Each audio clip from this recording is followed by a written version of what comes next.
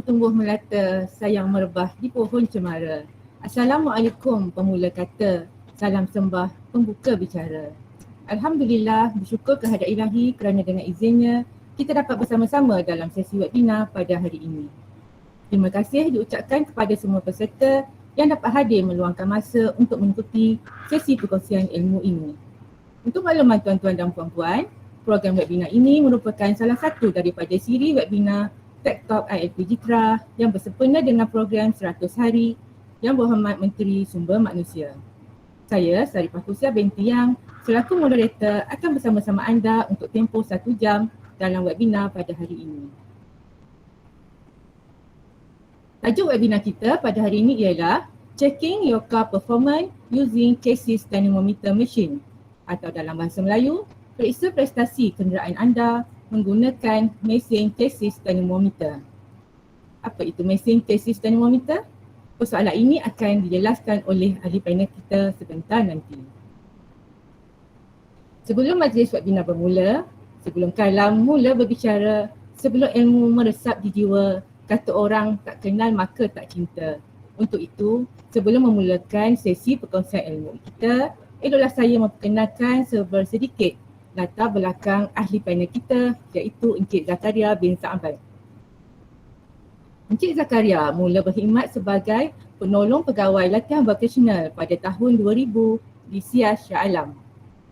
Kepakaran dan pengalaman luas beliau dalam bidang otomotif memang tidak dapat disangkalkan. Beliau pernah menjadi jurulatih bagi World Skill Malaysia Belia pada tahun 2007 yang dikenali sebagai Pertandingan Kemahiran Malaysia PKM pada ketika itu dan berjaya membawa anak didiknya hingga ke peringkat dunia di London. Encik Zakaria yang merupakan pengajar kanan di ILP Jitra juga bergiat aktif sebagai ahli jawatan kuasa kepakaran ILJTM bagi kluster pengangkutan. Tuan-tuan dan puan-puan, sebelum meneruskan webinar ini, izinkan saya untuk menerangkan format webinar kita pada hari ini. Webinar ini akan dijalankan dalam 3 segmen.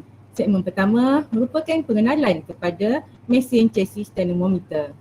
Untuk segmen kedua pula, ahli panel akan menerangkan pengoperasian mesin chassis dynamometer. Dan segmen terakhir merupakan sesi soal jawab. Tanpa melengahkan masa, saya menjemput Encik Zakaria untuk memperkenalkan kita dengan mesin chassis dynamometer. Dipersilakan. Bismillahirrahmanirrahim.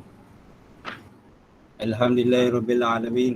Wassalatu wassalamu ala asrofil anbiya'i wal mursalin wa ala alihi wa sahbihi ajmain. Rabbi shrah li sadri wa yassir li amri wahlul 'uqdatam min lisani yafqahu qawli.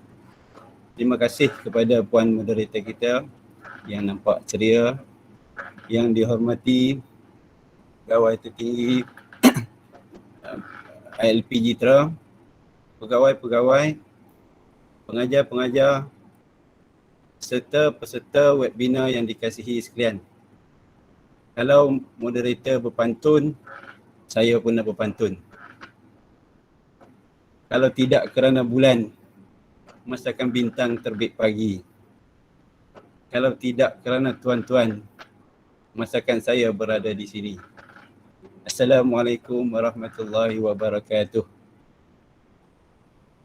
Kalau kita tengok daripada sini, alhamdulillah ramai yang menyertai sesi webinar kita pada pagi ini. Diharap penyertaan ini, perkongsian ilmu kita pada pagi ini dapat memberi manfaat pada kita bersama.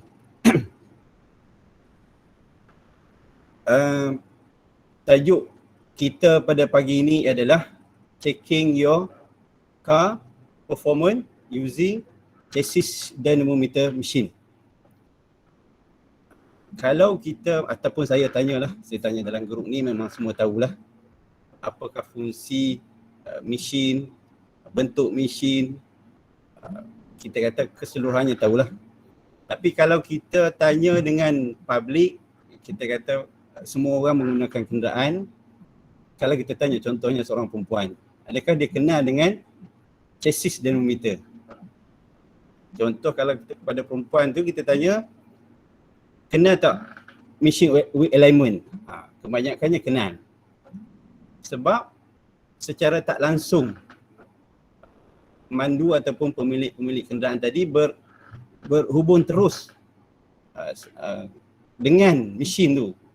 Contohnya bila pergi tukar tayar, secara kebetulan kenal tak mesin dynamometer, mesin alignment, pasti dia akan kata mungkin yang letak dekat roda ke apa semua macam tu kan.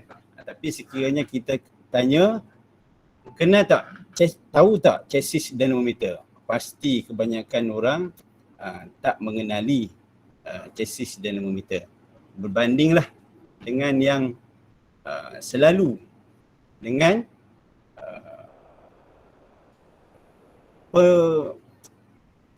modification ataupun pengubahsuaian kenderaan. Grup-grup ni lah yang lebih mengenali chassis dynamometer itu. Okay.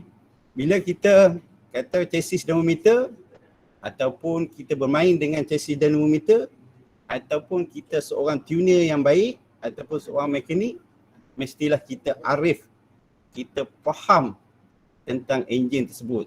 Sistem mesti kita faham. Fundamental, basic mesti kita kena kemas. Strong kita kata. Kalau kita tak faham tentang pengoperasian sistem enjin macam manalah kita nak buat penganalisaan pada hasil daripada result chassis dynamometer tersebut. Memang kita kena betul-betul mendalami asas. Contohnya kita perlu belajar sistem engine management system. Contoh, perlu faham betul-betul. Tapi di sini kalau saya nak diterangkan semua tu, engine management system lah apa semua, panjanglah, masa tidak mengizinkan. Jadi di sini saya cuba bawalah sedikit asas tentang enjin pembakaran dalam. Kita tahu enjin pembakaran dalam ni adalah enjin yang kita kata terbaik. Terbaiknya dari segi mana? Sebab ada enjin yang lain. Contohnya enjin rotary engine. Kita kenal dengan rotary engine. Kalau kita tanya pada public ataupun orang muda, dia akan mengatakan enjin rotary engine ni adalah menghasilkan output yang baik. Tapi kenapa dia tak glamour, kita kata, tak diproduce dengan kuantiti yang banyak berbanding dengan kitaran auto 4 lejang? Kenapa? Boleh saya tanya pada peserta-peserta. Okey. Disebabkan bukan kerana tak power, disebabkan kitaran auto adalah satu enjin yang terbaik bagi kawalan pembakaran. Hasilnya adalah begitu minima untuk keluaran exhaust, iaitu hasil pembakaran tu tidak menghasilkan keluaran exhaust yang asap yang berbahaya. Contohnya CO, AC berbanding dengan rotary engine. Kalau kita bandingkan power, memang rotary engine lebih power berbanding dengan kitaran auto 4 lejang. Okey, di sini saya nak bawa sikitlah sebagai basic pengenalan untuk asas enjin 4 lejang. Okey. Jadi di sini kalau kita kenal dengan asas kendalian 4 lejang yang kita kenal ataupun kita cerita pada public, dia ada kitaran 4 lejang, iaitu lejang ambilan, lejang mampatan, okey, lejang pembakaran, kemudian lejang exhaust. Okey. Yang mana lejang ni kita kenal bila piston turun, injap masukkan terbuka.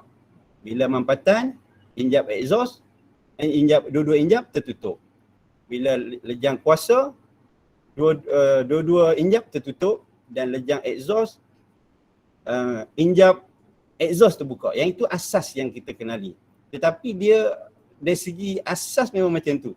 Tapi di sini saya nak kaitkan sikit je, kalau saya panjang benda ni, memang panjang untuk nak terjemahkan betul-betul dengan apakah hubung kait asas kendalian kitaran 4 lejang ni dengan valve timing. Okay? Contohnya, apabila di akhir lejang exhaust, bermulanya lejang masukkan, ketika ini apabila piston di hujung kitaran exhaust, kedua-dua injap dah mula terbuka. Kedua-dua injap dah mula terbuka dan piston akan bergerak naik ke TDC dalam keadaan dua-dua injap terbuka dan piston mula turun dalam lejak ambilan masih lagi dua-dua terbuka sehingga 20 darjah after TDC injap exhaust masih terbuka. Ini adalah untuk membolehkan udara masukkan menolak hasil pembakaran tadi keluar. Jadi kalau benda ni tak berlaku ataupun overlap, jadi dia ketika piston naik ke atas dan masih lagi piston naik TDC, injap exhaust dah tertutup. Jadi hasil pembakaran pada ruang pembakaran tadi masih lagi tak keluar. Itu kena keluarkan. Itu contoh. Okey. Dan apabila lejak ambilan, piston menjedut campuran udara dan bahan api dalam nisbah 14.7 nisbah 1. Dan mesti campuran tadi betul-betul sebati, kita kata sebati lah, bercampur sebati, bergaul sebati untuk menghasilkan pembakaran yang sempurna. Jangan terjadi keadaan yang mana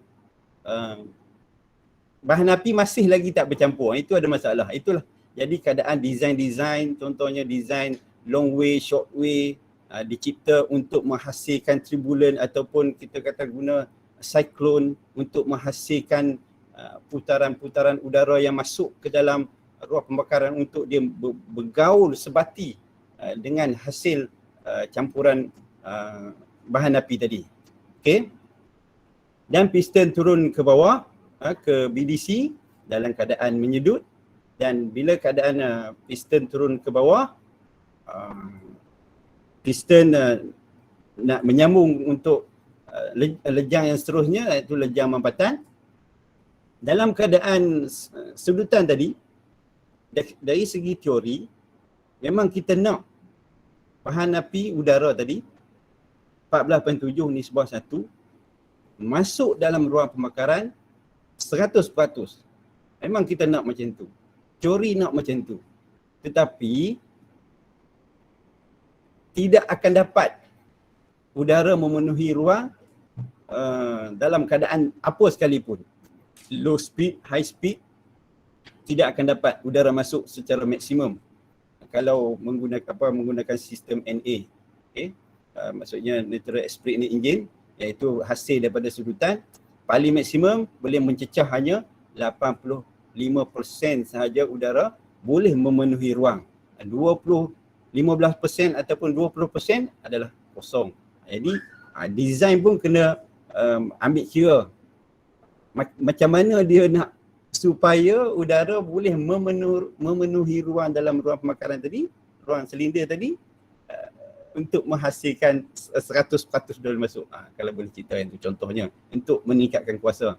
Okey, apabila berlaku mampatan, piston daripada BDC ke TDC, dia memampat campuran udara dan bahan api. Ketika ini kedua-dua injap tertutup. Daripada BDC ke TDC, pelbagai nisbah mampatan yang dibuat bergantung kepada desain enjin. Ada yang 9 nisbah 1, ada yang 10, ada yang 13 nisbah 1, bergantung kepada desain.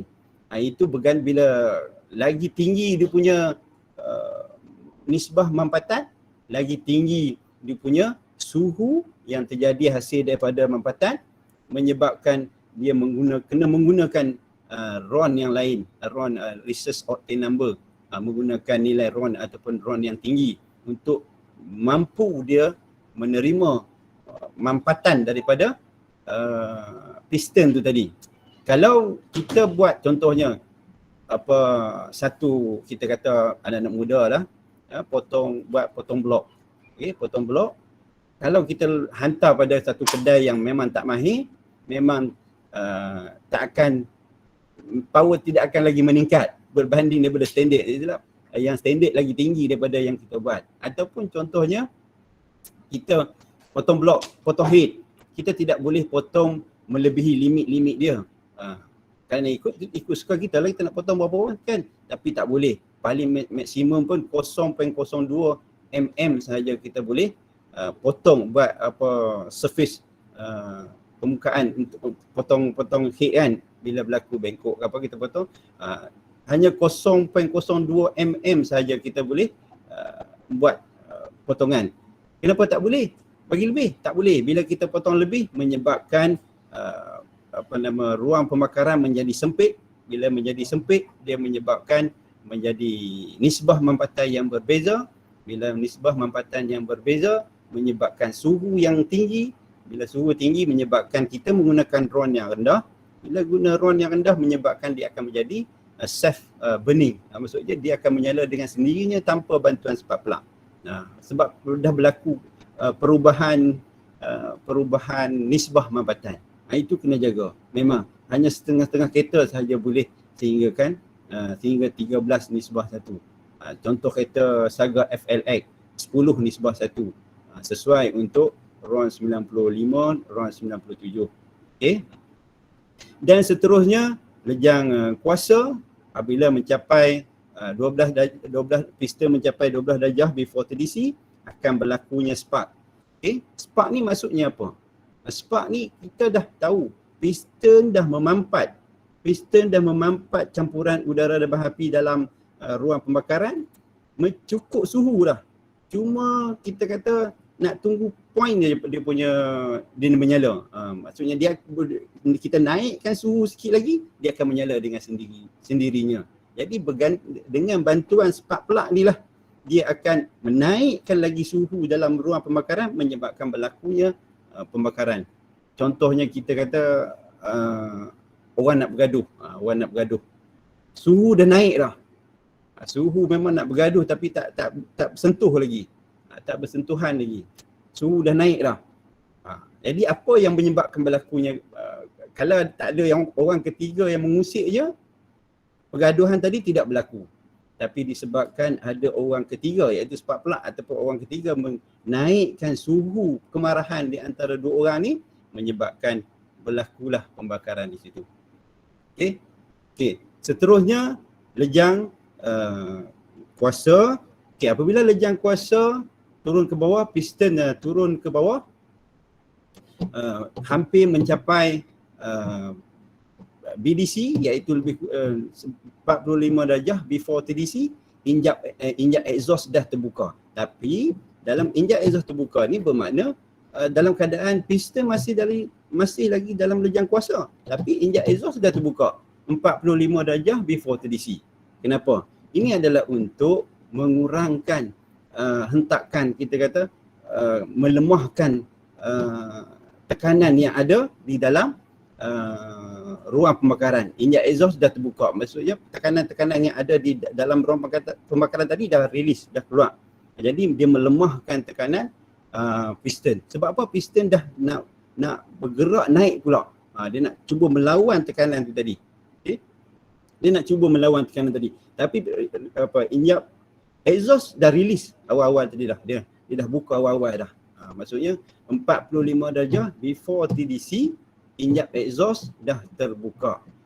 Tapi masih dalam lejang kuasa. Okey, baik. Bila sampai piston berada di bawah, dan piston maksudnya BDC, piston akan mula bergerak ke atas daripada BDC ke TDC. Jadi piston akan menolak hasil pembakaran keluar melalui injap exhaust dalam keadaan injap exhaust terbuka. Bila injap piston mencapai before 10 darjah before TDC, maksudnya belum lagi TDC, piston dalam keadaan lejang exhaust. Injap intake dah terbuka. Injap intake dah terbuka. Tapi piston masih lagi dalam lejang exhaust. Dalam keadaan inilah yang dikatakan overlap. Bermakna bahan api yang masuk akan cuba menolak hasil pembakaran yang ada di dalam ruang pembakaran tadi untuk keluar sepenuhnya. Dan teori yes, memang betul dia menolak hasil pembakaran tadi. Dan bila yang realiti atau praktikalnya mesti ada yang maksudnya hasil bahan api, campuran udara bahan api yang fresh tadi akan terkeluar melalui injap exhaust. That's why masih lagi ada kita kata HCCO yang HC lah, maksudnya HC yang tinggi. Setengah tu dia menggunakan dalam keadaan lejang exhaust pun spark plug masih lagi dinyalakan. Maksudnya untuk bagaimana?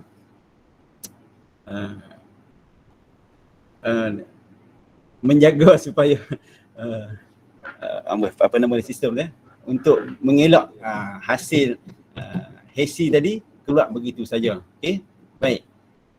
Itulah secara ringkas valve timing, okey, untuk kitaran 4 lejang. Okey.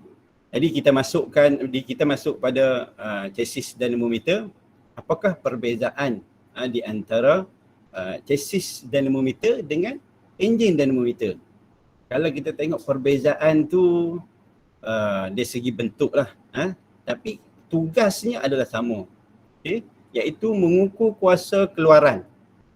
Cuma beza dia, engine dynamometer mengukur kuasa keluaran pada flywheel. Chassis dynamometer mengukur kuasa keluaran pada roda. Itu beza dia. Okay? Kemudian lebih pada R&D dan industri. Ya betul, kebanyakan enjin dynamometer ni kita kata enjin yang baru didesign, okay?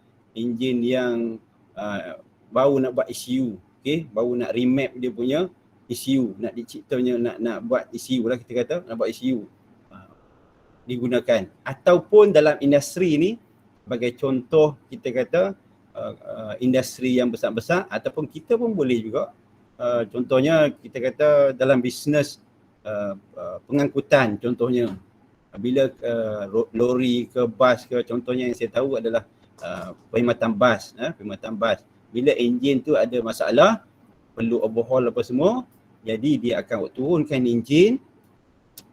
enjin dan buat penambahbaikan dan sebagainya, dan dia tidak terus pasang kepada kenderaan tersebut. Jadi dia naikkan dulu pada dia punya simulator, lebih kurang macam chassis dynamometer, untuk menguji power, menguji berbagainya, leaking apa semua, overheat apa semua, sekian jam, memang terbukti lepas daripada quality, barulah enjin tadi dimasukkan pada bas. Janganlah buat overhaul, fully overhaul, lepas tu terus pasang pada bas, lepas tu bawa customer. Itu yang terjadinya, selalu tersadai tepi jalan. Contohnya ada masalah mengganggu perkhidmatan dan menyebabkan berlakunya image lah, kita kata, kalau naik bas ni selalu ada masalah contohnya. Okey, untuk mengukur chassis dynamometer pula sama juga, iaitu mengukur kuasa keluaran pada roda, di mana kuasa keluaran enjin tadi diukur pada roda. Okey. Juga digunakan pakai untuk R&D dan industri pun sama juga. Kita walaupun kita menggunakan chassis dynamometer, tetap kita boleh buat modification untuk enjin. Bukan kita tak boleh buat, kita boleh buat. Kita nak buat apa semua kita boleh buat. Kita nak buat nak tambah ni, kita nak uji, ataupun kita nak buat selepas buat apa kita kata buat tak overhaul, enjin tak keluar, tak dikeluarkan enjin di situ. Sebelum dia on road ke apa semua, kita buat pengujian. Okey. Boleh. Kemudian lebih kepada ujian selepas jualan. Ya, betul. Sebab enjin duduk di situ, di atas kereta. Takkan kita nak buat pengujian kuasa enjin, kita nak keluar enjin pula. Jadi inilah mesin yang paling sesuai lah untuk kita nak menguji kuasa enjin. Tak perlulah kita keluar enjin apa semua kan untuk nak uji kuasa output keluaran enjin. Dengan menggunakan chassis dynamometer ini, kita fungsinya adalah sama. Cuma bezanya adalah chassis dynamometer kita mengukur keluaran pada tayar, dan engine dynamometer kita mengukur kepada flywheel. Penggunaan untuk alat untuk mengukur tu lebih sama, ada yang menggunakan water brake, ada yang menggunakan drum brake, water brake, dan sekarang ni dia menggunakan eddy current. Kalau water brake dengan drum brake tu ada masalah, contohnya drum brake Kalau kita nak uji lama-lama, kita fahamlah brake. Kita diuji lama-lama di brake, diberi load apa semua, brake akan menjadi panas lah apa semua kan. Jadi cepat kita kata tak sesuai. Kemudian ada yang menggunakan water brake. Water brake pun ada masalah. Kadang-kadang dia leaking, kadang-kadang dia tak stabil. Kadang-kadang kita rem tinggi, dia lepas. Dia terlepas, dia akan kejap dia tinggi, kejap dia rendah. Banyak terjadi macam tu. Jadi sekarang ni banyak menggunakan eddy current ataupun kita katakan dia menjana elektrik dan menahan flywheel. Macam itulah, dan dihantar kepada pemberat torque sensor. Okey, saya teruskan. Okey, chassis dynamometer adalah sejenis alat untuk menguji kuasa sebuah kenderaan. Okey, daya tarikan pada tayar kenderaan. Okey, dihantar ke mesin dynamometer melalui roller. Okey, yang mana kuasa tadi dihantar melalui sistem penghantaran dan di akhirnya pada roda, dan pada roda tadilah diletakkan pada roller, dan roller tadi disambung dengan eddy current ataupun retarder nama dia. Yang mana chassis dynamometer bertindak sebagai permukaan jalan yang bergerak. Chassis dynamometer ni boleh bertindak sebagai mensimulasikan keadaan permukaan jalan. Okay, kita nak yang load beban tinggi ke apa, kita boleh tambah apa semua, bergantunglah. Kita maksudnya mensimulasikan keadaan jalan. Okay. Analisis pelepasan gas exhaust oleh chassis dynamometer adalah direka dengan mensimulasi beban sebenar pada jalan raya untuk mengukur pelepasan gas exhaust. Okay, yang mana dengan chassis dynamometer ni kita boleh mengukur pelepasan gas exhaust. Sama ada mengikut standard ke ataupun kita nak buat tuner. Untuk tuner dia akan memang bergantung ataupun memerlukan hasil keluaran exhaust tu. Itu panduan utama dia untuk nak tune nak apa semua. Penambahbaikan yang menggunakan remap, rechip, stand alone apa semua tu, dia akan menggunakan, memang bergantung sepenuhnya pada oxygen sensor lah kita kata. Kuasa daya kilas dan nisbah bahan api adalah antara elemen penting yang diuji menggunakan chassis dynamometer, dan ia menjadi satu keperluan dan fasiliti berguna dalam bidang R&D. Okay. Yang mana chassis dynamometer akan mengukur kebiasaannya. Dia akan mengukur tiga. Yang pertama daya iaitu torque. Daya ni ada dua, atau daya linear ataupun daya torque. Linear dalam bentuk bergerak ataupun daya torque adalah bentuk kilasan. Kuasa ni adalah torque adalah kerja, kuasa adalah power. Kuasa. Okey, dan nisbah bahan api. Okey, nisbah bahan api ni fuel consumption. Okey, kita nak tengok penggunaan bahan api dalam gram. Okey, fungsi dia bagi mendapatkan status sebenar enjin pada sebuah kenderaan. Bila kita menggunakan chassis dynamometer, dapatlah kita tengok status sebenar dia. Kita bawa kereta 3000 cc. Contoh, tapi kereta tu lama, tapi kita menggunakan spek standard baru. Maksudnya hasil keluaran yang baru tak boleh. Sebab kuasa ni tak boleh dikira dalam bentuk formula. Dia maksudnya tak ada formula untuk nak mengira dia. Dia kena naik atas mesin penguji juga. Dia tak sama dengan sentimeter kubik ke apa ke semua. Itu boleh dikira, tapi kuasa tak boleh. Kuasa kena duduk atas mesin yang khas untuk mengira dia. Anggaran boleh. Contohnya saya kata orang yang badan sama berat tapi bentuk badan yang berbeza, kuasa dia adalah berbeza tapi saiznya sama, cc yang sama contohnya. Contoh begitulah. Dapat mengukur dan menyelaras output kuasa enjin. Kita boleh mengukur dan menyelaras output kuasa enjin. Tapi kalau kita menggunakan kereta ataupun kita buat pengujian pada kereta yang standard, kita just boleh tengok je lah. Sebab ECU tu kita tak boleh nak usik apa-apa lah. Kalau kita menggunakan sistem ECU yang selepas jualan, kita akan dapat membuat pelarasan, membuat tuning balik. Kalau kita macam saya kata tadi menggunakan standard, kita just boleh tengok ataupun kita buat penambahbaikan di tepi-tepi, contohnya menggunakan filter ke apa ke bentuk ke apa, contohlah.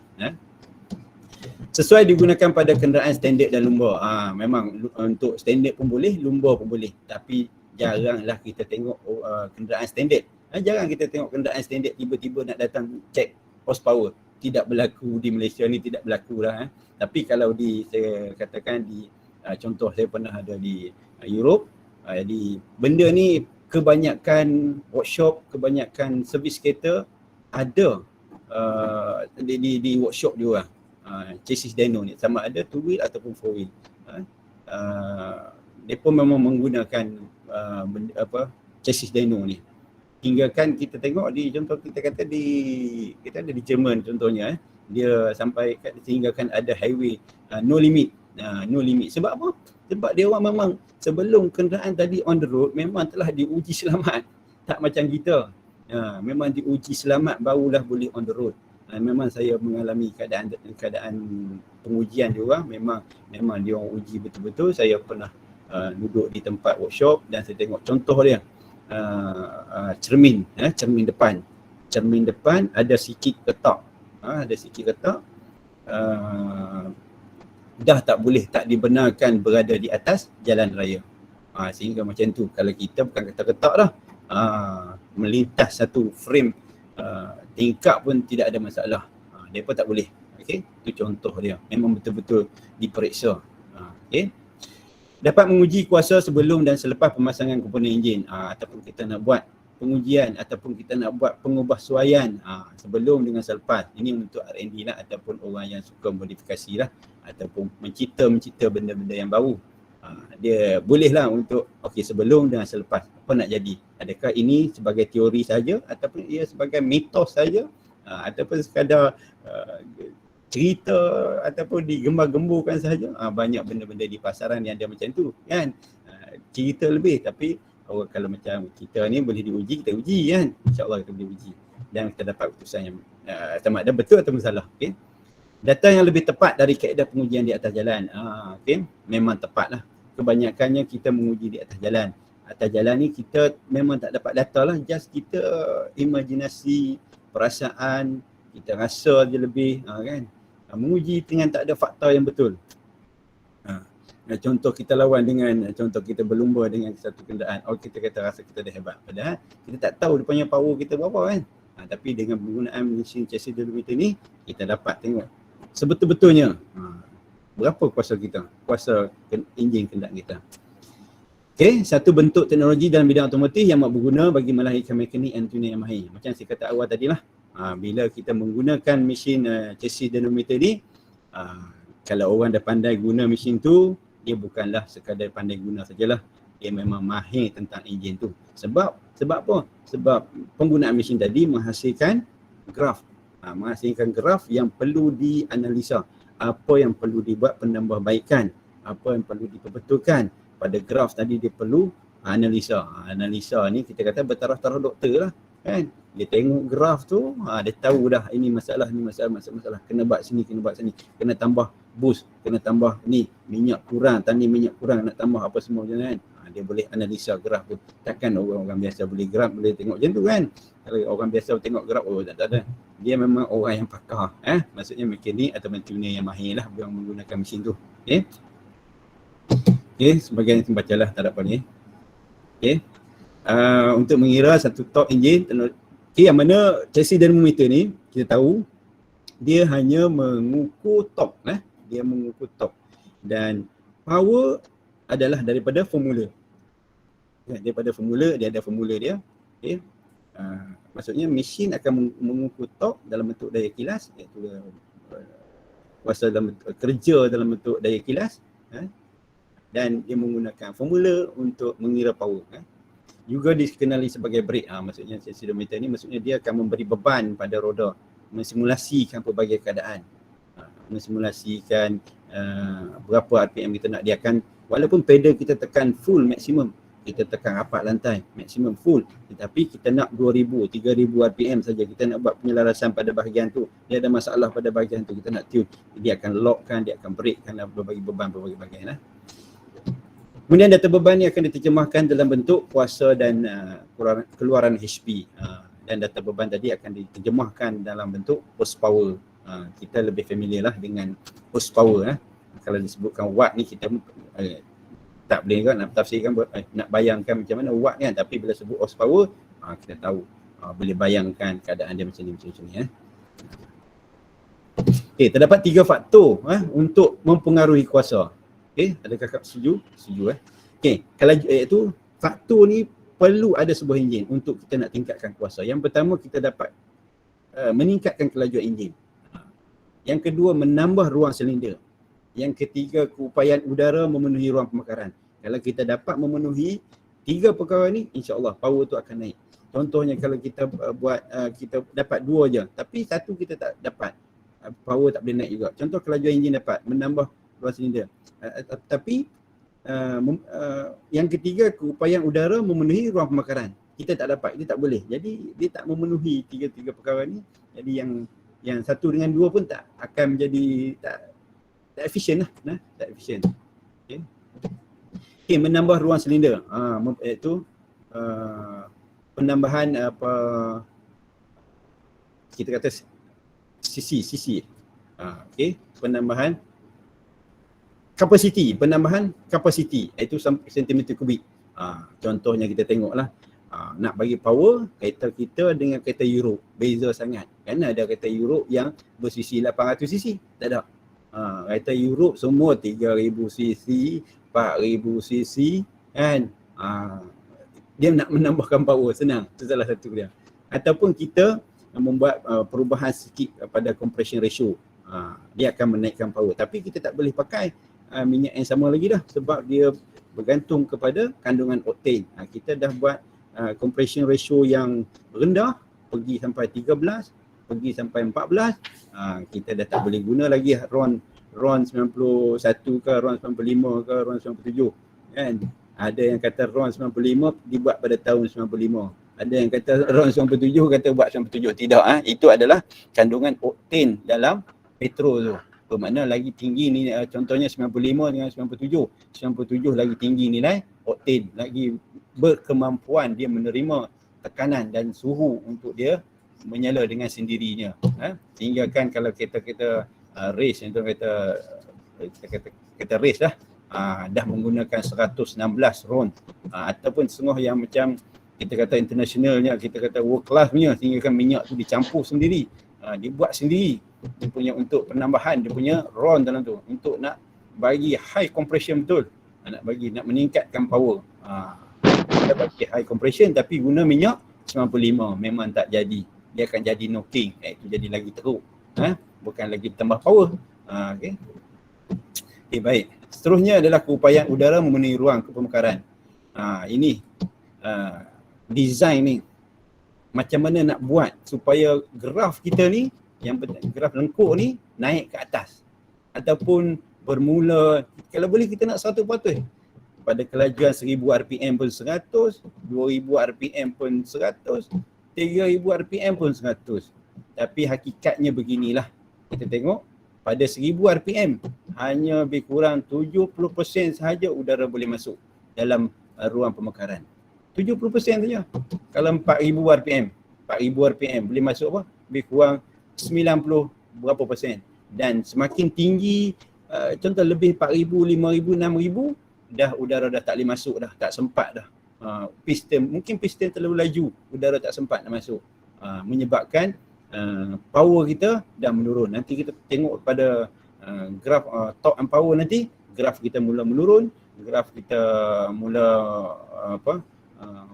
mengurang kuasa adalah disebabkan faktor-faktor ni. Udara dah tak sempat nak masuk. Jadi bila udara tak masuk, macam mana power nak naik kan? Dia mempengaruhi. Dan bila kita tengok apakah bentuk-bentuk ataupun perkara-perkara yang dibuat untuk memperbaiki faktor ni. Contohnya pada enjin dibuatnya sistem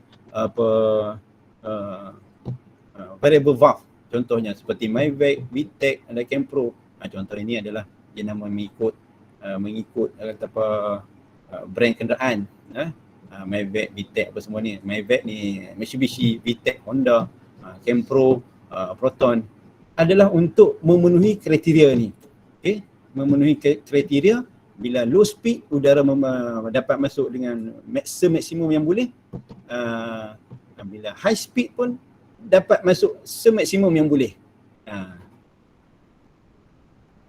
Okey, semaksimum yang boleh. Ini faktor nak buat. Jadi berbagai-bagai dibuatnya untuk memenuhi kriteria ni. Kriteria kebolehan keupayaan udara memenuhi ruang pemekaran. Buatlah macam mana pun. Dan yang terbaik lagi sekali, yang terbaik adalah force induction. Dia menggunakan supercharge dengan turbocharge. Inilah yang terbaik. Okay? Daripada dulu lagi, mungkin kita kata era 80-an, mungkin supercharge mula dicipta, teknologi ni, sehingga sekarang tidak mampu menandingi kehebatan supercharge force induction ni untuk memaksa udara. Tujuannya adalah untuk memaksa udara masuk dalam ruang pemekaran. Itu saja. Ini faktor yang ketiga ni. Okey. Panjang tu nak cerita ni kan, ikut masa. Okey, baik. Seterusnya. Okey. 3 bacaan utama yang ada pada mesin dyno, tapi yang selainnya tu bergantung kepada keperluan kita nak buat apa. Keperluan kita nak buat pengubahsuaian, pengujian, kita just tambah dia punya sensor, map sensor lah apa semua, ataupun neraca tu untuk mengukur, tak kisah mengukur kuantiti bahan api semua. Tapi dekat sekarang ni penggunaan chassis dynamometer ada 3 bacaan ni. Yang pertama torque, dia akan mengukur torque. Yang kedua adalah horsepower, dan yang ketiga adalah fuel consumption. Torque adalah kerja, horsepower adalah kuasa dia, dan fuel consumption adalah penggunaan bahan api dalam gram. Okey. Yang mana torque kita kenali adalah kerja dalam bentuk pusingan. Okey, seperti di atas semua tahu ni. Okey, force bila daya ada dengan jarak dalam bentuk pusingan, darab 2 ampere. Di darab 2 ampere dapatlah torque dalam unit Newton meter. Dalam bentuk torque mesti didarab dengan 2 ampere. Okey. F darab L 2 ampere. Okey. Torque ialah ukuran pergerakan pusingan, berpusing atau kilasan Cik Engkol. Ia menentukan beberapa kerja dilakukan oleh enjin dan berapa kuat enjin itu. Jadi torque ni ramai kurang faham. Torque dengan power, apa bezanya? Apa beza torque dan power? Apa beza dengan torque dan power? Adakah ia sama? Torque adalah sebagai contoh. Torque ni contohnya kita naik basikal. Kita naik basikal. Kekuatan kita memijak pedal tu pada permulaan, itu torque paling tinggi. Adakah dia ada power? Dia tak ada power. Power ni kena darab dengan masa. Dia ada masa kerja dia. Adakah dia melakukan kerja dengan baik dalam masa tersebut? Beza. Itu adalah torque. Jadi bila kita kayuh makin laju, kekuatan kita menekan pedal tadi adakah sama dengan pada kelajuan tinggi? Mesti tak sama. Itu sebab nanti graf dia pada permulaan dia akan tinggi. Dia akan tinggi dan dia akan menurun ke bawah, dan kuasa adalah dibahagi dengan masa RPM, dia akan mula naik. Mula naik. Kuasa akan naik sebabkan masa.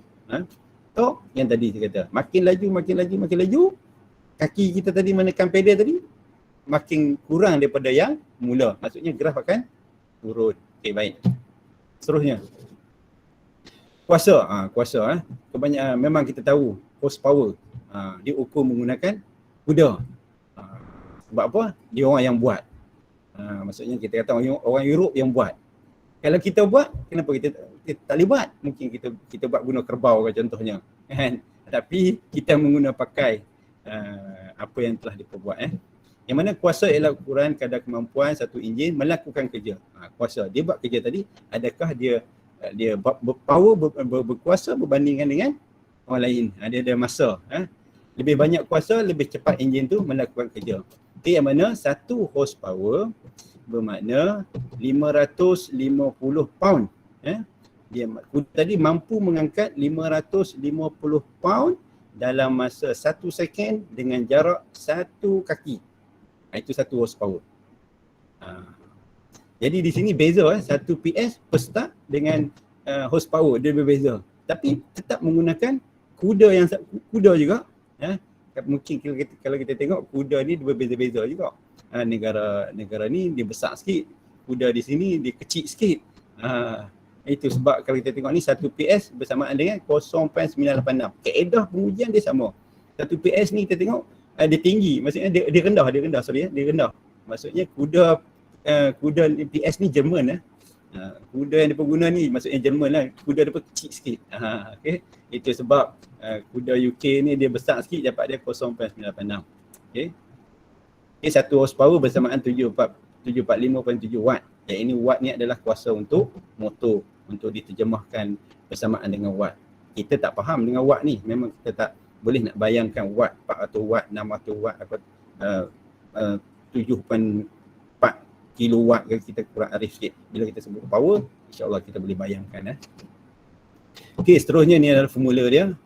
Yang mana saya kata tadi, machine chassis dynamometer akan mengukur torque dan dia akan menggunakan formula, menggunakan formula untuk diterjemahkan dalam horsepower. Yang mana RPM didarab dengan torque dibahagikan dengan 5252. 5252 ni adalah satu point, turning point di antara torque dengan power.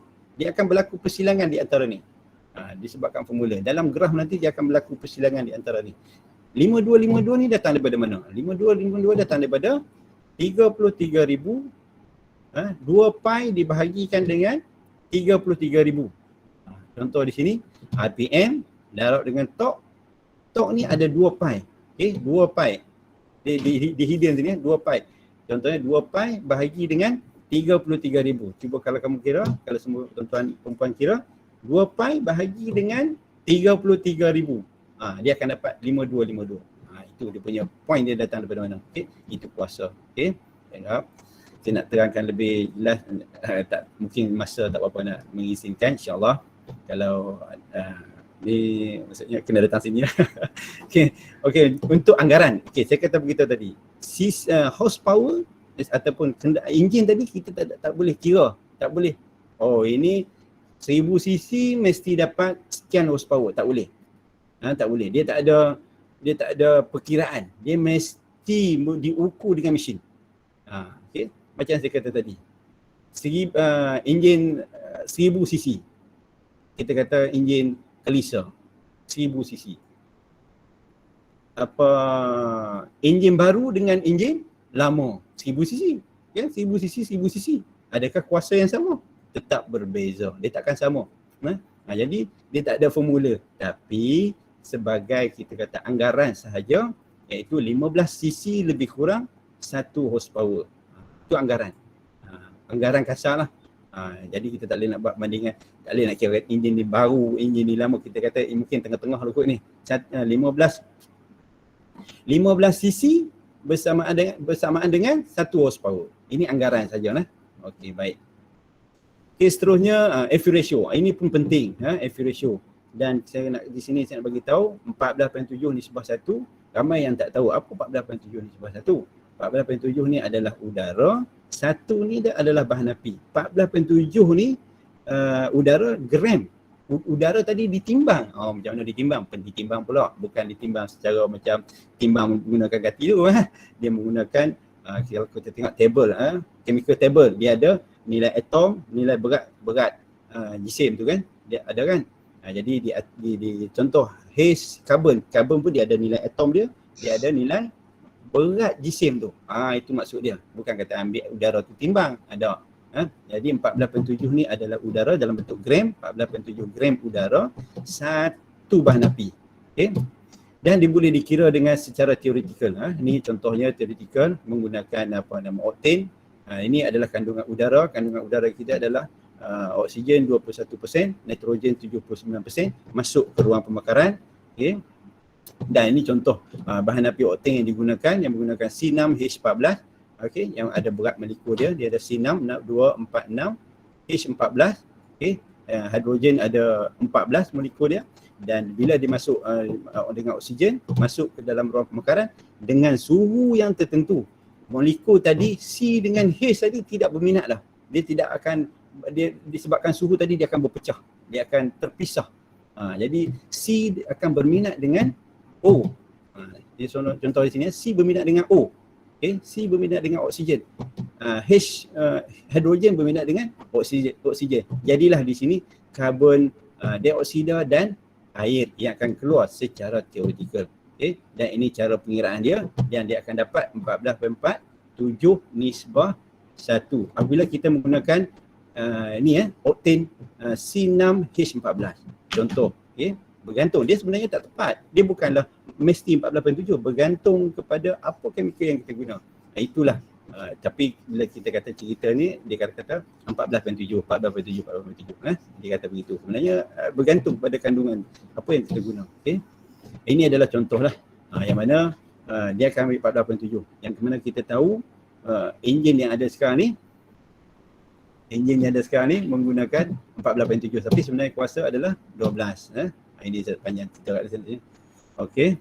Dan kuasa sebenarnya yang dihasilkan oleh enjin adalah 100%, tapi yang kita guna untuk menolak kenderaan tu hanyalah 18 hingga 25% saja. Yang lain ni hilang melalui sistem penyukan, heat lah apa semua, alternator lah apa, aircon lah apa, berbagai-bagai semua. Jadi hanya 18 hingga 25% sahaja yang digunakan untuk memacu ataupun menolak kenderaan tersebut. Daripada 100% hilang 75 hingga 82%, ataupun 18 hingga 25% sahaja digunakan untuk menolak kenderaan tu, menggerakkan kita. Saya rasa itu saja dulu untuk penerangan kita ni. Jadi saya serah kepada moderator kita. Jenis-jenis, kita sambung lagi Sorry, minta maaf. Jenis-jenis dinamometer kita sambung lagi.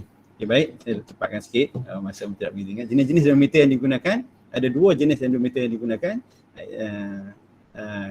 Jenis axle dan juga jenis on wheel. Ada kebaikan dan keburukan dia. Bila on wheel ni kebaikan dia tidak berlaku slip. Ini penting ni. Memang dia orang tak nak ni.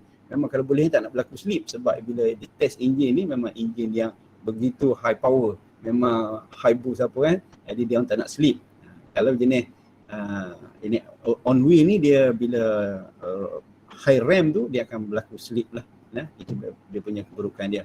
Kebaikan dia dah cepat ketika membuat persediaan. Just naik atas rem, setting sikit dah boleh run. Tapi berbeza dengan on wheel, menggunakan hub yang mana terpaksa buka tayar lah apa, buat line, pasang dia punya retarder lah apa semua, lambat persediaan. Tapi kebaikan dia tidak berlakunya slip. Okay, baik. Komponen-komponen utama chassis dinamometer. Komponen-komponen utama. Okey, ini sebagai contoh. Ini apa chassis dinamometer yang ada pada tempat kita lah. Kita menggunakan Dynotype. Memang kita ada mesin ni dan berfungsi dengan baik. Okey. Ini gambaran depan dan gambaran tepi. Yang mana mesin ni kita tak tanam lah. Dan mesin ni boleh ditanam bersama dengan paras lantai. Maksudnya lebih cantik lah. Tapi bila kita tanam di paras lantai, kita untuk nak buat penyelenggaraan tu rasa sikit susah lah. Okay. Sikit susah lah sebab kita tanam kan. Sebab retarder apa semua tertanam, jadi penyelenggaraan tu agak rumit lah. Kalau macam ni lebih mudah sikit lah. Okey, ni retarder, contoh retarder. Okay, contoh retarder yang ada pada mesin yang memberi beban. Yang warna kuning ni dia akan menghasilkan elektromagnet dan dia akan menahan dia punya flywheel. Okay, contoh dia. Okay. Jadi di sini ada top sensor sini, load sensor. Jadi dia akan menghantar dalam bentuk voltage dan akan diplotkan pada graf. Okay. Dan dia menggunakan oxygen sensor, okay, narrowband dan juga wideband untuk mengukur oxygen sensor, mengukur campuran udara dan bahan api, sebab untuk tuner-tuner memerlukan inilah, sebab inilah sebagai panduan dia. Nak buat kata apa? Nak bagi nak tuning berapa nisbah dia. Biasanya kalau untuk sport ni, untuk drag, untuk race ni, untuk mendapatkan maksimum power, biasanya dia akan guna 12 hingga 13 nisbah 1. Kalau untuk environment, untuk exhaust yang tidak beracun yang keluar, 14.7 nisbah 1. Okay, ini map sensor untuk mengukur tekanan tekanan udara dalam ruang intake manifold. Ini roller yang digunakan, yang mana roller akan berada dalam kedudukan dalam roller ni untuk ditransfer kepada retarder. Okay, ini roller plate yang mana kita gunakan sebagai untuk nak melintas, untuk daripada roda depan nak ke belakang apa semua. Dia akan melalui dia punya roller. Kalau kita tak pasang tu, dia akan masuk dalam tu, dia jadi sikit sukar sikit lah. Jadi kita pasang tak apa. Okay, ini dia punya rear hook untuk kita mengikat di belakang dia. Okay, ini ada blower. Blower ni memang perlulah untuk kita mensimulasikan udara, sebab di test pada kelajuan tinggi kereta tidak bergerak. Jadi dia memerlukan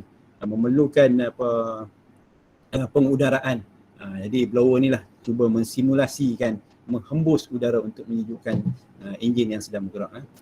Kan personal heat protection kena ada, sebab bila dia betul-betul kereta sport, contoh kereta yang kita drag lah, kita kata kereta sport, exhaust demodification lah apa semua, mencecah 100 lebih dia punya 110 desibel, dia punya kekuatan bunyi dia memang kita kata hampir ekstrim lah, bunyi ekstrim. Kalau kereta standard tu tak ekstrim lah, bunyi tak ekstrim lah.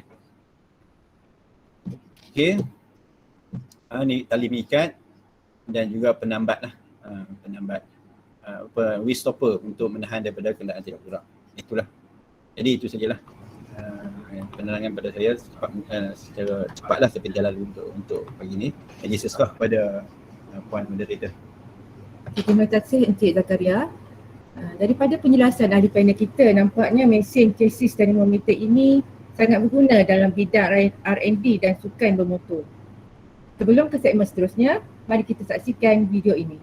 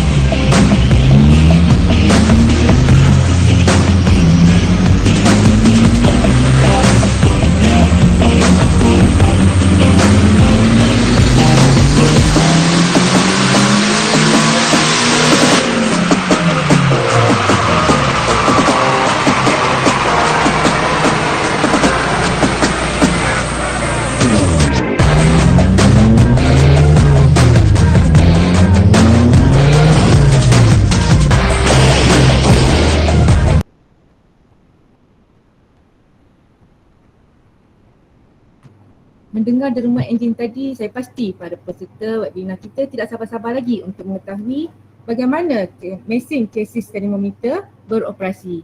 Untuk itu, saya serahkan kepada ahli panel kita untuk segmen seterusnya, pengoperasian mesin chassis dynamometer. Dipersilakan.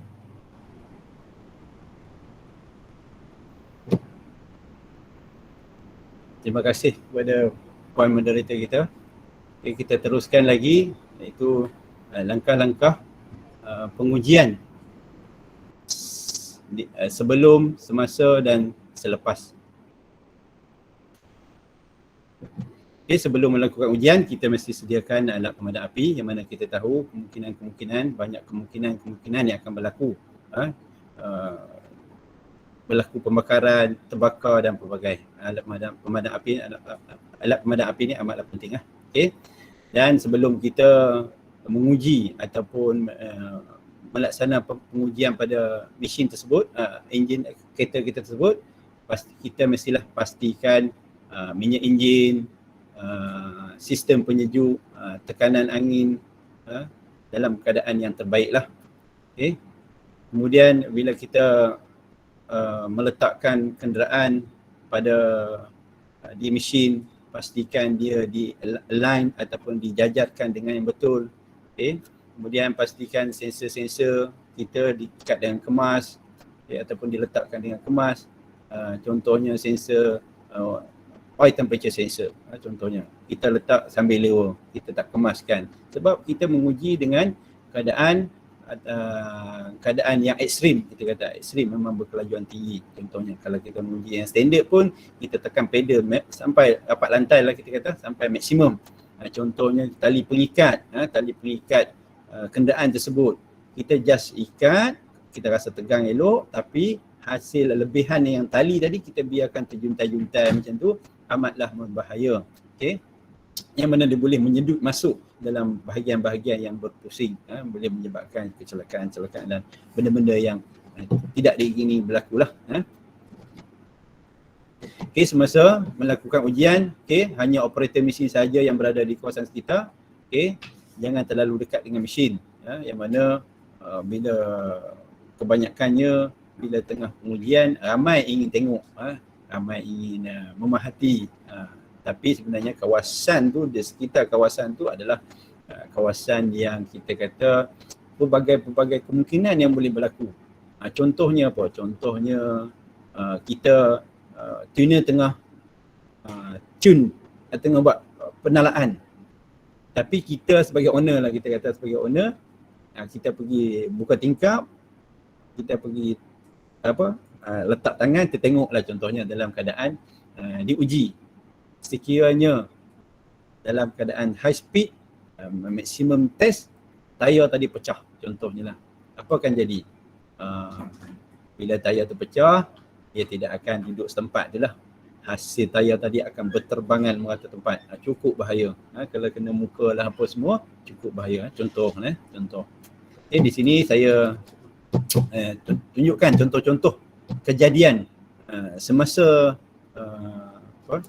chassis, pengujian chassis dynamometer. Contoh-contoh kejadian semasa kenderaan tidak diikat dengan kemas, maksudnya di bahagian depan tidak diikat dengan kemas. Okey, tengok.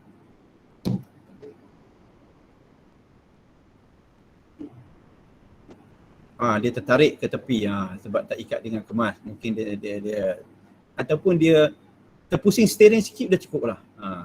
Kena mahir juga. Mesin retarder meletup, tak diservis dengan baik mungkin. Jenis yang portable ni, jenis portable. Bila berlaku kerosakan, cukup bahaya. Benda-benda tajam, keras, besi lah, pelbagai semua barang tu. Kalau kita ada dekat dengan situ, cukup bahaya. Enjin yang bermasalah, mungkin dia dah check, mesti dia check, tapi tetap juga berlaku pelbagai-bagai kejadian yang dia pun tak expect berlaku. Takkan dia tak check, nak pergi buat tuning, nak naik chassis dyno kan, mesti dia check, tapi tetap juga berlaku. Mesti ada punya. Dengan yakinnya dia bawa. Okey, okey.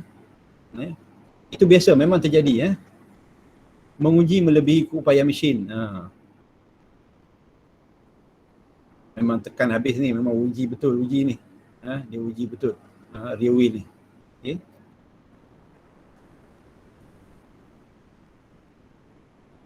Ataupun diuji berulang-ulang. Janganlah kita memaksa sangat. Uji lagi tekan tak boleh lah, kena bagi rehat juga.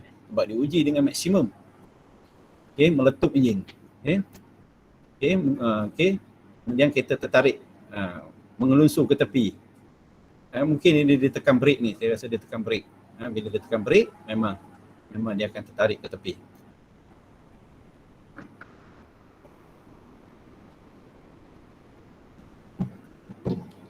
Okay, itu adalah contoh-contoh kejadian-kejadian yang berlaku. Ada lagi, ini bila tengah uji, yang lain seronok, dia ada di tepi, leka dengan keadaan.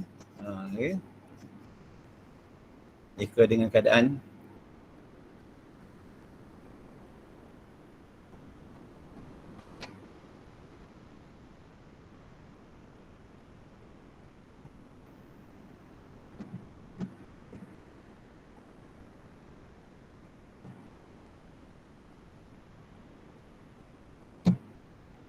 Tengok apa jadi.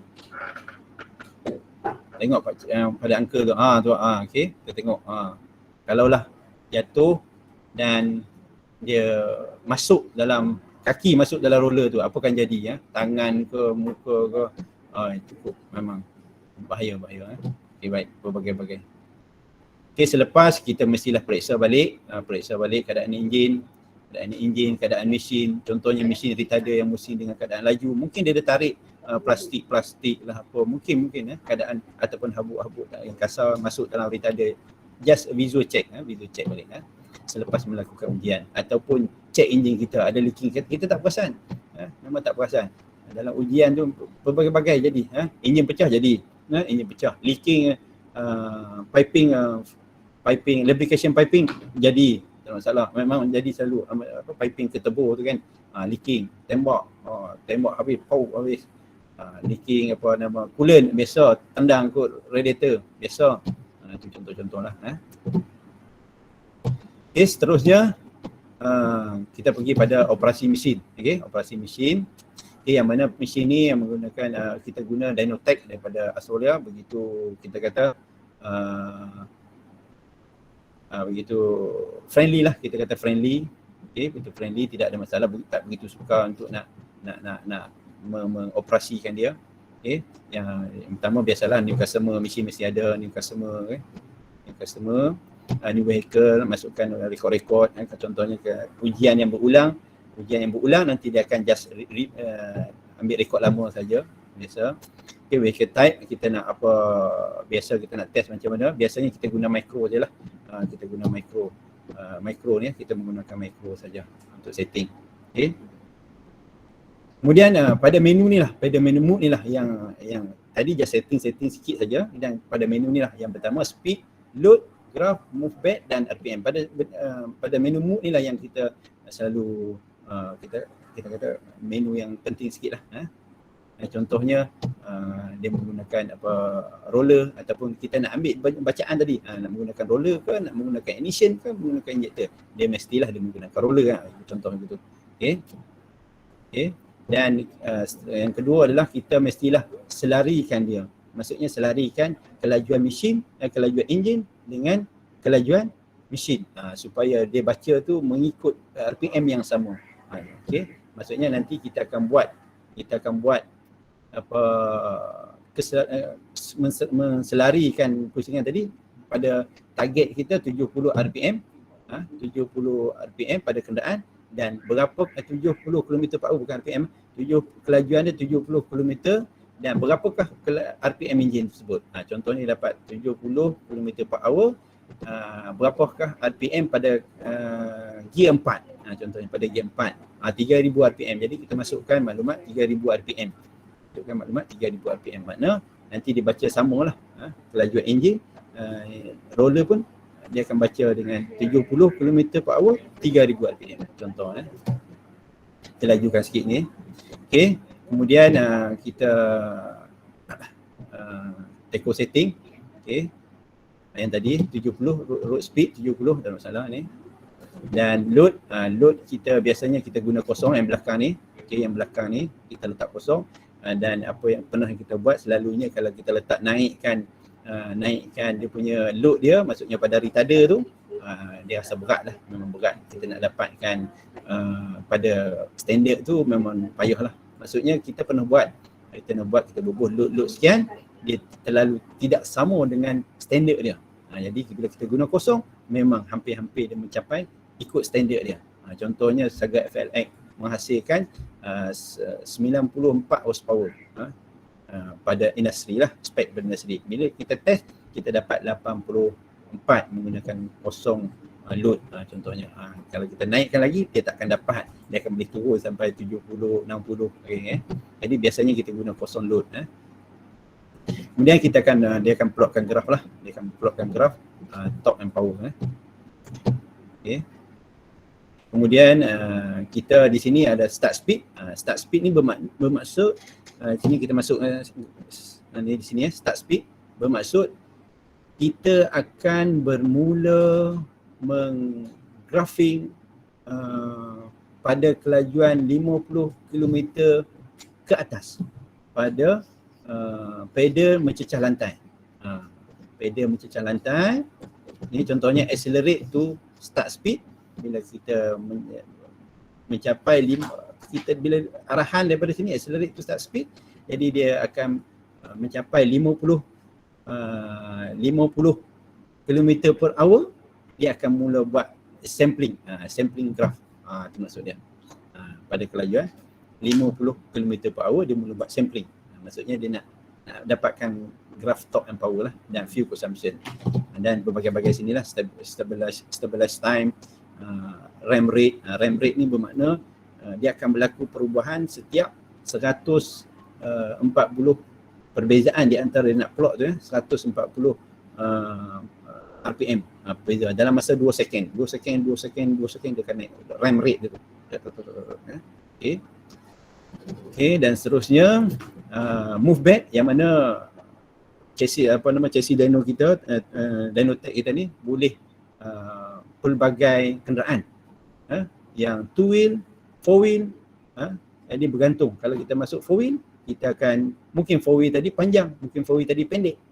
Jadi kita boleh move back dia. Kita nak panjangkan retarder tadi, location retarder, kita nak pendekkan location retarder tadi untuk menyesuaikan dengan kenderaan tersebut. Kita boleh panjangkan, kita boleh pendekkan. Okay, ini move back. Maksudnya itulah. Okay, seterusnya. Okay, ini adalah contoh pengoperasian mesin lah daripada awal. Okay, kita tengok video sikit. Pengoperasian mesin. Okay, daripada awal kita naikkan kenderaan. Ni tempat kita lah, di ILPG Tram. Okay, kita naikkan. Kan kita menggunakan plate tadi untuk roda belakang melintasi roller mudah. Kalau kita tak masukkan, dia akan tersangkut situ dan jadi akan sikit sukar lah. Okay, kemudian kita buang dia punya plate tadi dan kita terus reverse ke belakang. Kita boleh reverse ke belakang. Okay, tinggalkan duduk dalam roller, masukkan. Dan setelah itu, bila dudukkan dalam roller tu, kita mesti align dulu. Kita mesti run engine dalam keadaan low speed, tanpa kita pusing steering kiri kanan. Nanti dia akan align sendiri. Dia akan duduk sendiri dan tidak bergerak lagi lah. Maksudnya dia selari dengan roller lah tu. Okay, ini penting. Kalau kita terus ikat, nanti dia akan tertarik ke kiri, tertarik ke kanan. Cukup bahaya lah. Ini penting. Buat align dulu. Okey, ni nak menunjukkan move back ni, maksudnya bukan kereta reverse, kereta pegun, tetapi dia punya apa, stage tu kita gerakkan. Kita pendekkan stage tu. Maksudnya yang saya bagi tahu tadi, kita mungkin kenderaan tadi 4 wheel. Kita nak test 4 wheel, depan dan belakang. Jadi kita move back dia. Okey. Bukan kenderaan yang gerak, itu dia punya stage tu yang bergerak. Okey.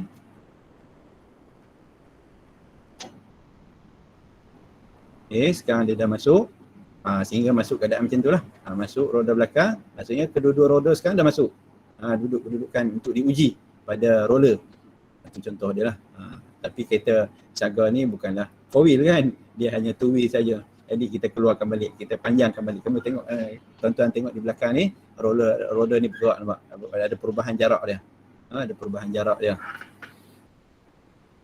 Maksudnya bukanlah kenderaan ni yang bergerak. Stage ni yang bergerak, kita panjangkan. Okey. Sebab kita tak guna, jadi kita panjangkan balik lah. Kita cuma nak tunjuk saja di sini. Kita nak tunjuk saja. Move back dia tu. Okey. Seterusnya, cara nak ikat. Bila kita ikat. Okey, ikat pada tempat yang sesuai. Gunakan ratchet strap ni. Ikat pada tempat yang sesuai. Okey. Tali panjang. Tali ni panjang ni bahaya ni. Okey, tengok. Okey. Itu maksud yang saya kata tadi. Retarder sebelah. Roller bawah tu. Jadi kalau tali tadi tidak disimpu dengan baik, dengan kemas, jadi boleh masuk dalam retarder dan masuk pasti dengan kemas. Okey, tegang. Okey. Tengok dia tak ikat. Dia tak ikat. Tapi selepas tu kita kemaskan. Okey.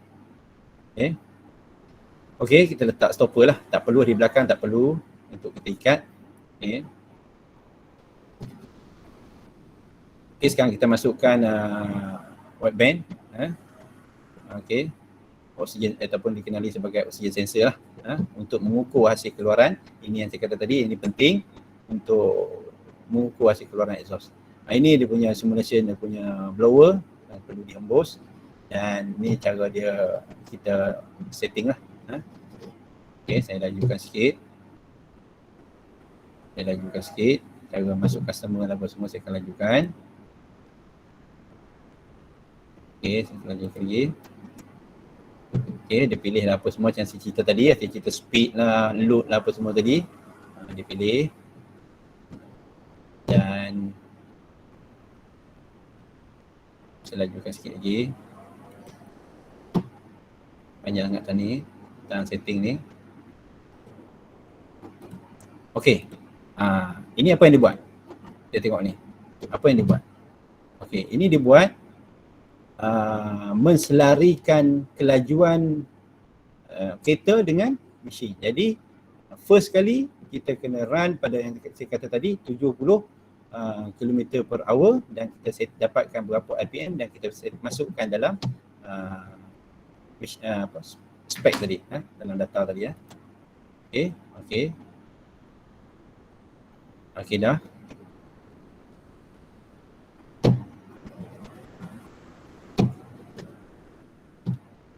Okey, ini dia dah buat pengujian.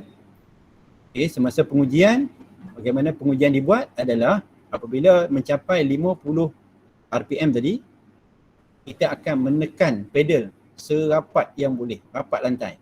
Semaksimum rapat lantai tekan. So nanti retarder akan berfungsi untuk melepas perlahan-lahan sehingga yang maksimum. Tugas kita hanya menekan sehingga mencecah lantai, itu saja. Dan kita tak perlu tekan pusing steering, tekan brake apa semua. Pasti untuk diingatkan di sini, selepas dia punya kita buat pengujian, selepas kita rem apa semua, janganlah kita menekan brake. Cukup bahaya sebab ada momentum daripada retarder tadi. Kalau kita tekan brake, dia akan menolak kita ke jatuh stage tu. Cukup bahaya. Okey, semua nak diingat macam tu. Kalau kita dah biasa, okey, dah just tekan, habis, lepas saja, itu saja. Okey, seterusnya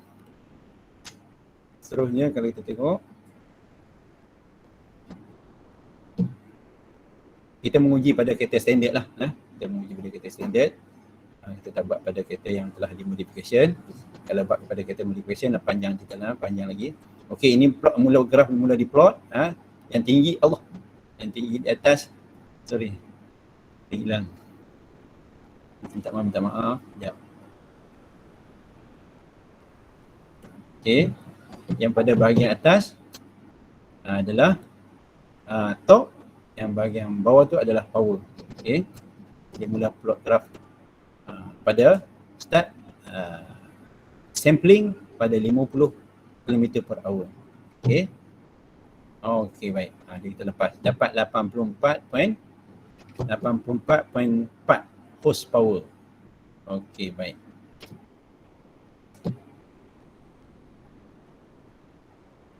Ini hasil kita pada kereta Saga FLX, dapat 84.4 horsepower. Okey, kita pergi seterusnya adalah menganalisa graf lah. Analisa graf. Okey, yang ni kita dapat tadi, kita antaranya lah 81 horsepower, yang mana kereta ni standard dia adalah 94. Tapi kita dapat sini adalah 81 horsepower. Mungkin kita latihan, kita dah macam-macam apa pelbagai kita buat, dapatlah 81 horsepower. Pada kelajuan 6000 RPM. 6000 RPM. Ini dapat 81.8 horsepower pada 6,000 lebih kurang 6,600.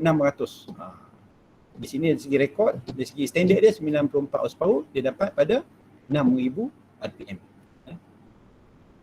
Okey, di sini ini adalah fuel ratio map yang ada dalam ECU kita. Okey, kalau kita tengok sini, target dia memang 14.7, sebenarnya 14.7. Tetapi kalau kita tengok pada kelajuan yang tinggi, high load, kenapa dia tak adjust pada 14.7? bukan kerana dia tak boleh je. Itu adalah untuk contoh di sini kawasan biru 10.5. Ini adalah untuk dia perlu kayakan bahan api adalah untuk menjaga usia enjin tu.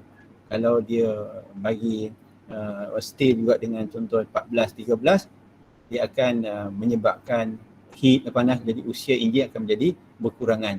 Jadi di sini kalau kita tahu map kita, jadi kita akan bawa pada keadaan yang cruise yang selesa. Cruise yang selesa di sini adalah yang di antara 14.7 ni yang berwarna koko gelap sini. Kita akan bawa kawasan ni. Kalau kita bawa dalam kawasan kuning, kawasan 12.9 ataupun 10.5, ni adalah nisbah ratio nisbah 1. Maksudnya kalau 10 ni adalah rich mixture, maksudnya minyak banyak. Kalau 14.7 ni ideal. Kalau yang 16.4 ni adalah lean. Tapi takkan kita nak bawa, mana boleh berlaku macam mana keadaan dia 7,000 RPM. Tetapi throttle kita tak tekan. Ni RPM. Keadaan dia macam mana? Keadaan dia ni adalah seperti turun bukit. Tujuan kelajuan tertekan. RPM dia. Okay, baik. Kita tak nak panjang cerita banyak lagi. Okey, baik. Jadi di sini adalah contoh map yang kita hasilkan tadi, torque and power. Jadi di sini berlaku cross line pada 5,500. Tadi 5252. Dia akan berlaku di area di kawasan tu. Jadi di sini kita tengok torque, maximum torque. Maximum torque berlaku pada kelajuan 4,300 RPM. Jadi selepas pada tu dia mula jatuh. Jadi untuk pemanduan, untuk memberi penjimatan lah, kita pemanduan yang penjimatan, kita kena tahu ni. Kita kena, ataupun kalau manual, kita kena tukar gear sebelum, ataupun di antara 4,000 RPM ni kita kena tukar gear lah. Jangan kita tekan lagi RPM sehingga mencecah 5,000 pun nak tukar gear. Dia dah menjadi tidak berlaku penjimatan di sini. Di antara sebelum dengan sebelum sehingga ke 4,000 RPM ni adalah torque yang memberi penjimatan. Kemudian kalau kita tengok pada graf ni, graf pada torque memang tak cantik lah.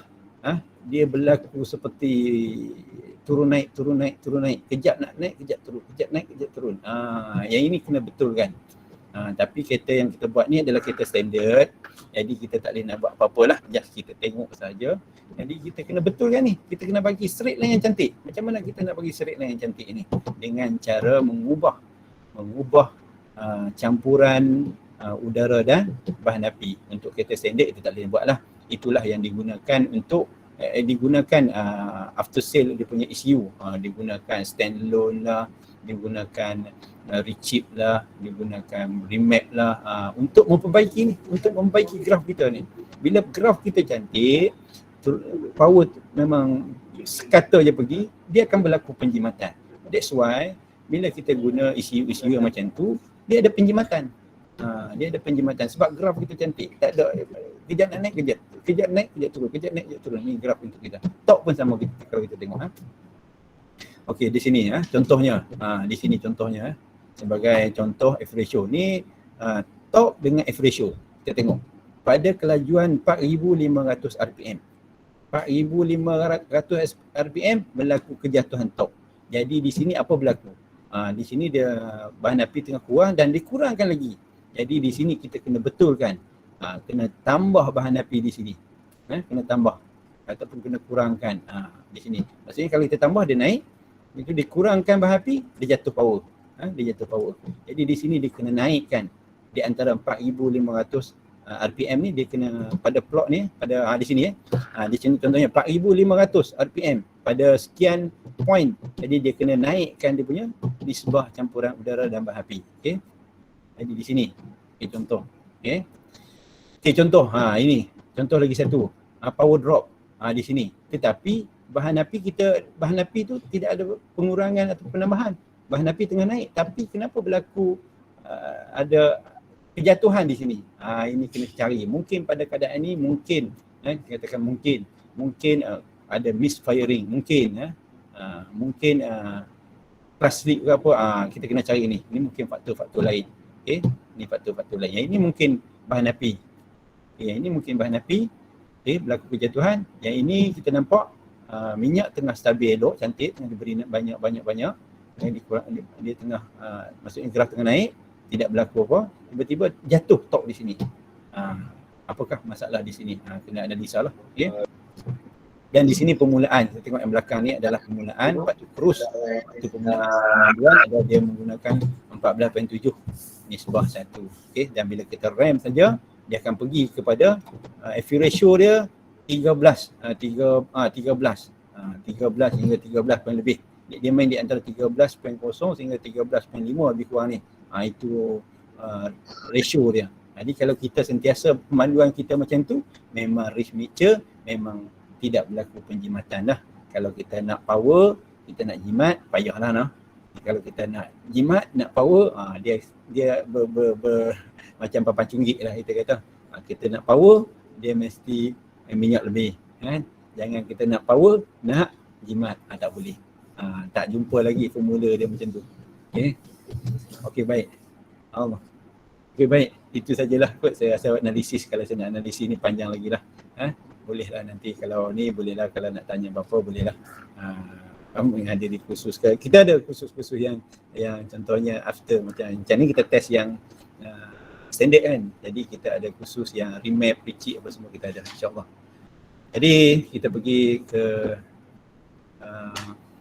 Q&A. Sekiranya ada apa-apa soalan untuk nak diajukan. Okey, di sini ada satu soalan daripada Cik Khairil. Okey. Dia tanya, banyak pengeluar kereta dah mula guna enjin 3 silinder dan ditambah dengan turbo. Itu soalan dia. Okey. Banyak pengeluar kereta dah mula guna enjin 3 silinder dan ditambah dengan turbo. Mungkin dia tanya ni, yalah dia kereta-kereta sekarang macam dikapasitikan ada contoh sisi yang kecil ataupun bilangan silinder yang kurang tapi ditambahkan dengan turbo lah. Jadi di sini secara umumnya adalah untuk kita kata dari segi penjimatan lah, penjimatan. Tetapi saya kata tadi adalah satu kaedah untuk menaikkan kuasa enjin adalah dengan cara menggunakan A-Force. A-Force itu menggunakan sistem turbo lah, yang terbaik lah. Okay.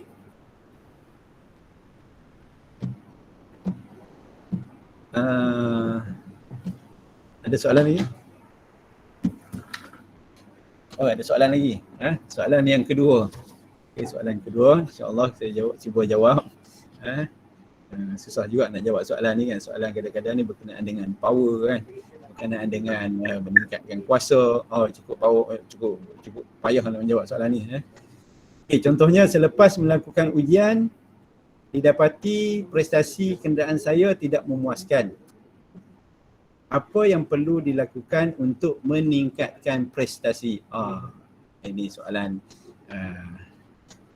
yang baik ni. Semua orang nak macam ni kan. Bila test tak ada power, tapi nak tingkatkan power. Okay. Jadi pertama sekali kita kena rujuk pada graf lah. Graf yang kita tengok tadi. Seperti yang saya terangkan secara ringkas tadi, adakah graf kita menunjukkan masalah-masalah sekian pada poin tertentu. Contohnya kita tengok pada satu poin tadi ada masalah macam saya kata tadi, tapi minyak okey, minyak okey, tetapi ada poin graf jatuh. Jadi kita kena cari apakah poin tu. Mungkin map sensor, mungkin injektor, mungkin. Jadi wear and tear lah, kadang-kadang kereta lama pun masalah juga kan, nak bagi tingkatkan balik kuasa kan. Tapi sekiranya biasanya berlaku pengurangan kuasa ni, itu kita ukur menggunakan chassis dan motor. Okey, bermakna kuasa enjin Dia akan melalui pelbagai sistem penghantaran. Kita ukur pada roda. Jadi di situ banyaknya sambungan-sambungan ataupun miss power contohnya. Contoh di sini adalah kelas lah. Mungkin kelas sleep mungkin kan. Biasanya mungkin kelas lah nak jadi. Ada juga yang test tiba-tiba di atas tu lah jadinya. Kelas dia nak rosak kan. Tiba-tiba test itu terus rosak. Nak keluar pakai tolak aja. Masa tu lah nak rosak. Dapat power yang terlalu rendah. Rupanya kelas dia rosak. Saya rasa gitu je lah. Saya rasa itu je lah jawapan saya untuk dua soalan tu. Jadi saya harap perkongsian kita ini memberi manfaat bersamalah. Jadi saya sudahi, wabillahi taufiq wal hidayah. Wassalamualaikum warahmatullahi wabarakatuh. Saya serah kembali kepada moderator kita.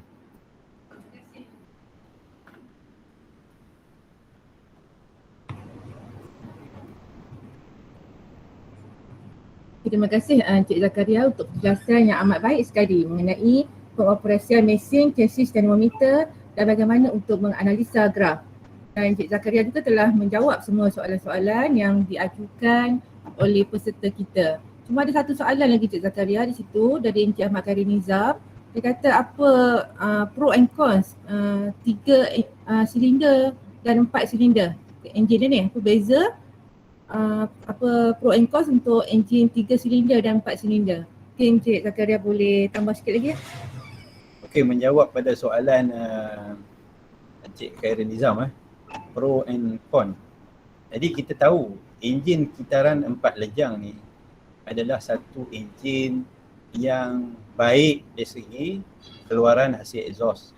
Tetapi enjin kitaran 4 lejang ni dia mempunyai geseran yang tinggi berbanding dengan enjin contoh enjin rotary. Jadi di sini apakah kita kata bagaimanakah kita kalau boleh untuk mengurangkan yang geseran tu tadi adalah dengan cara kita mengurangkan jumlah silinder.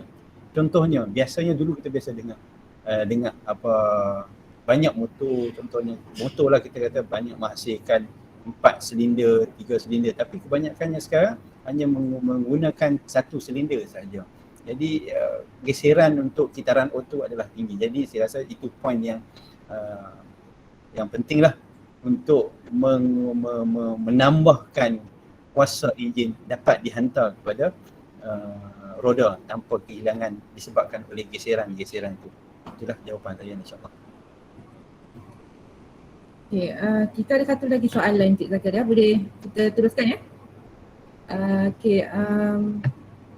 Apakah kata soalan ni keluar tajuk sikit, apakah sebabnya berlaku pada kenderaan-kenderaan lama, contohnya Proton Saga, kenderaan running cantik tapi tiba-tiba lost power dan engine stop.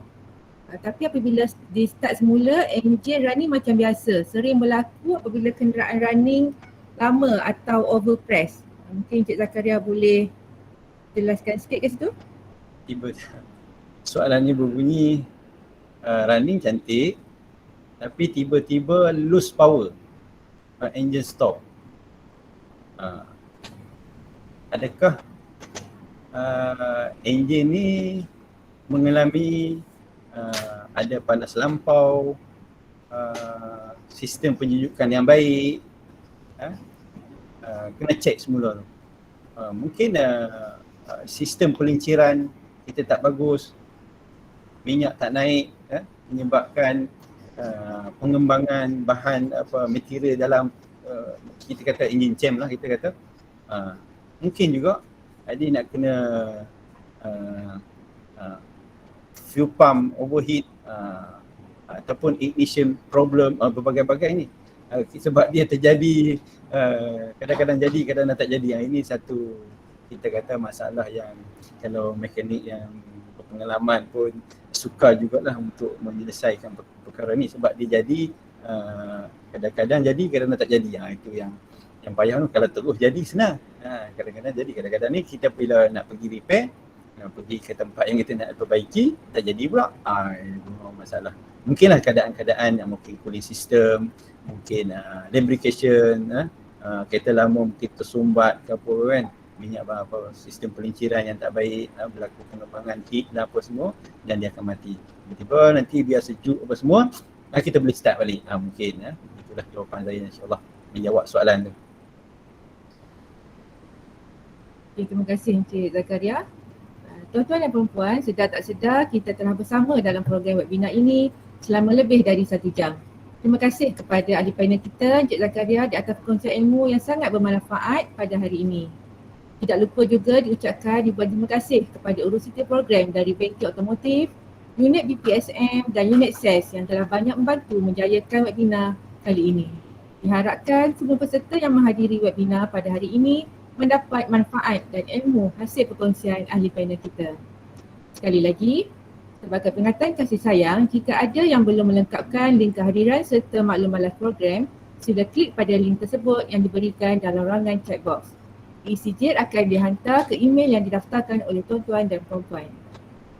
Bunga seroja di atas para jatuh ditimpa buah barangan. Andai kata tersilap bicara, kemaafan jua kami pohonkan. Sekian sahaja webinar kita pada hari ini. Assalamualaikum warahmatullahi wabarakatuh. Salam sejahtera.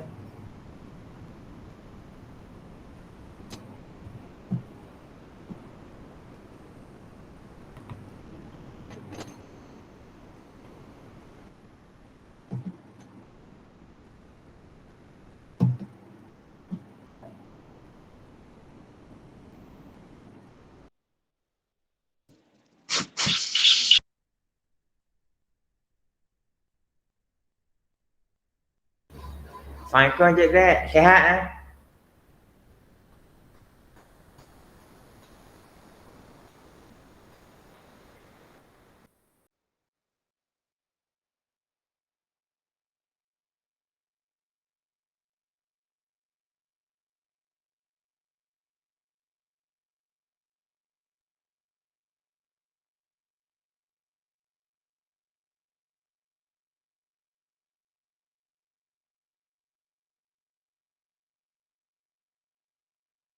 Ada.